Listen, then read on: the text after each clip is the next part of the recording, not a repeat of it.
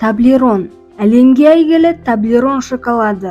Қазір кішкентай 5 секундтық жұмбақ болсын. Шоколад эмблемасынан аюды табыңыз. Егер сіз эмблемадан аюды таба алған болсаңыз, лайк басыңыз. Бұл шоколадтың отаны Швейцариядағы Берн қаласы. Оның символы дәл осы аю.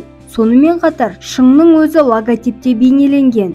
Бұл белгі Альпідегі Маттерхорн тауы. Сонымен қатар эмблема тау шоколадтың пішініне де әсер етті. Танымал шоколадтың пішіні әшейіннен мұндай болмады. Шоколад пішіні Маттерхорн таудың бірнеше шағын көшірмесі.